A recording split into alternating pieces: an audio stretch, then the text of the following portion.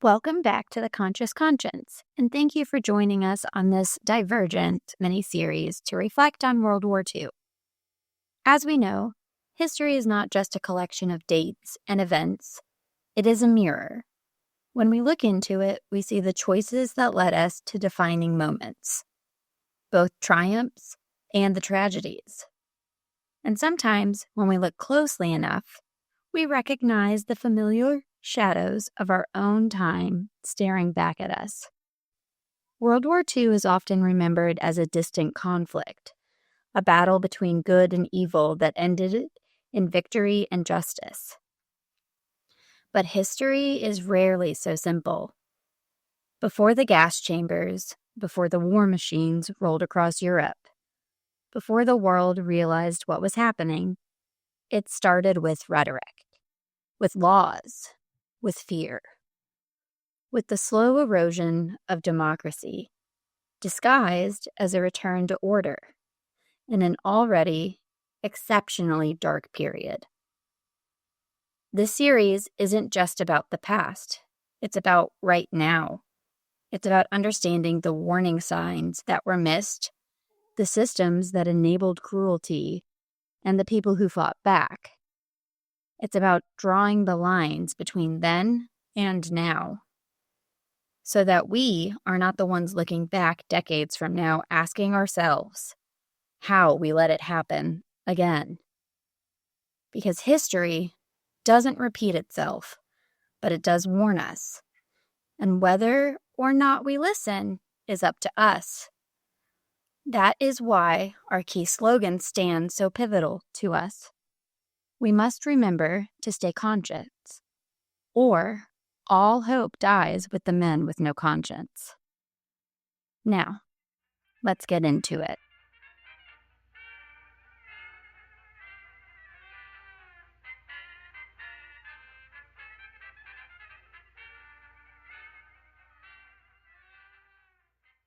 In the twilight of the Roaring Twenties, America danced to the rhythm of prosperity.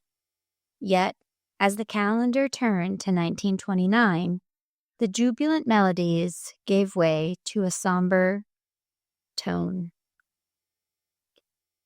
Consider John Davis, a 35-year-old factory supervisor from Ohio. In October 1929, he penned a letter to his local newspaper where he wrote in saying, "I've labored earnestly, saved diligently, and believed in the promise of the American dream. But with the market's collapse, my savings have vanished, and the factory doors are shuttered.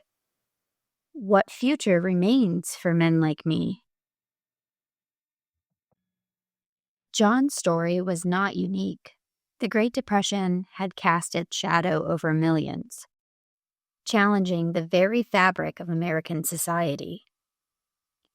Today, we journey back to this pivotal era, exploring the global landscape from 1929 to 1933. We'll delve into the societal shifts, political upheavals, and the ideologies that emerged from the crucible of hardship. As we reflect on these historical currents, we'll draw parallels to our present, seeking lessons and warnings etched in time.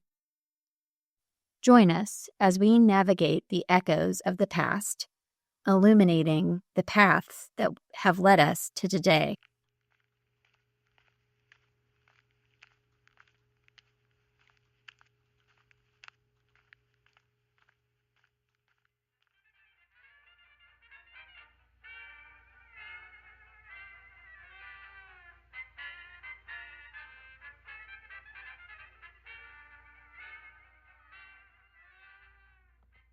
The Secretary of the Treasury declared, "I see nothing in the present situation that warrants pessimism." That was Black Thursday, but it was not the worst. Time came when the ticker tape in the broker's office told a new story.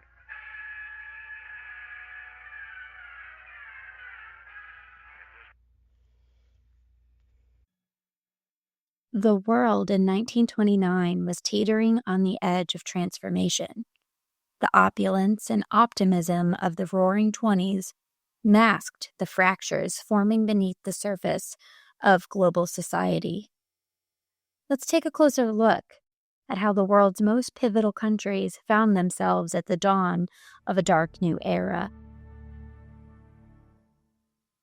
In October of 1929, the stock market crashed, sending shockwaves across America. Families who had once danced to the rhythms of jazz found themselves lining up at soup kitchens. Farmers lost their land to bank foreclosures, while urban workers forced layoffs and shuttered factories. But beneath this economic despair, a darker ideology was gaining traction: eugenics. By 1933, the United States had 35 states practicing coercive and forced sterilization, with California setting the path to follow. They alone sterilized 20,000 people between 1909 and 1935, leading to the case of Buck versus Bell in 1927, where the Supreme Court ultimately held 8-1 that the state, under its police powers, had the constitutional authority to segregate and systemically sterilize people to reduce the economic and societal burden they inflict on the nation. As Harry Laughlin once said, "To preserve America's future, we must secure its racial hygiene through the careful study and application of science." These words spoken by Harry Laughlin were not fringe ideas. By the early 1930s, more than 30 U.S. states had passed sterilization laws aimed at those deemed unfit. The movement, driven by prominent scientists and politicians, would go on to influence Germany's own policies in the years to come. Hitler once wrote, "There is today one state in which at least weak beings toward a better conception of citizenship are noticeable. Of course, it is not our model German Republic, but the United States." Hitler's Reich deployed its own sterilization laws nearly identical to those of the United States within 6 months of taking power in 1933.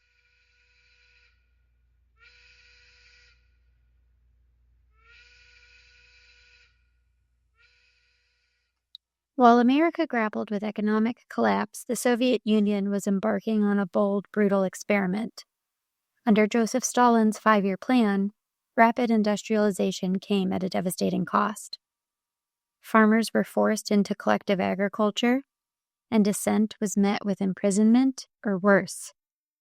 In Ukraine, the Holodomor famine claimed millions of lives as Stalin's government prioritized quotas over human survival.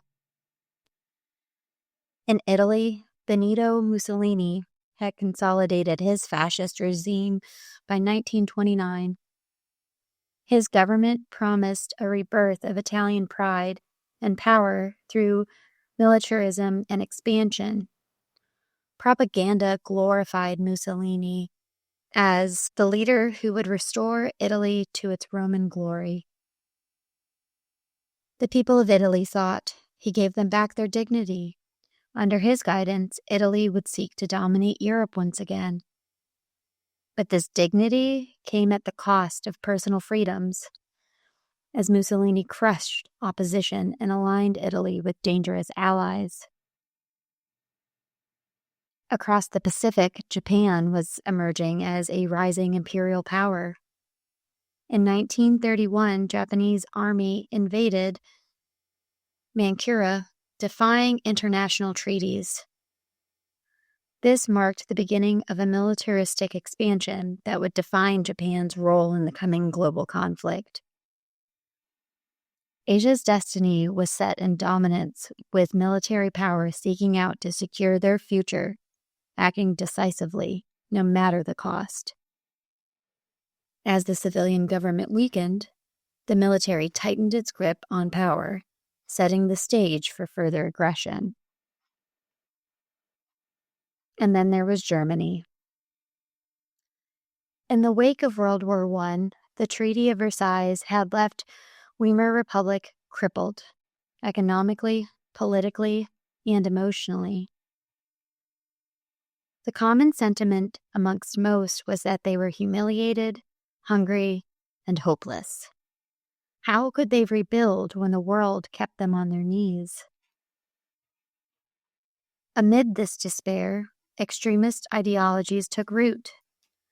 The Nazi Party, led by Adolf Hitler, began to promise a return to greatness. His speeches electrified crowds, offering scapegoats and simple answers to complex problems. The stage was set for a global transformation.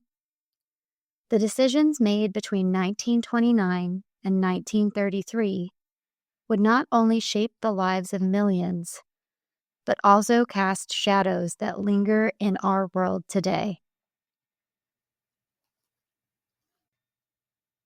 In our next episode, we turn our focus directly to Germany, where economic despair and ideologic fervor collided in the rise of Adolf Hitler. Until then, stay curious, stay conscious.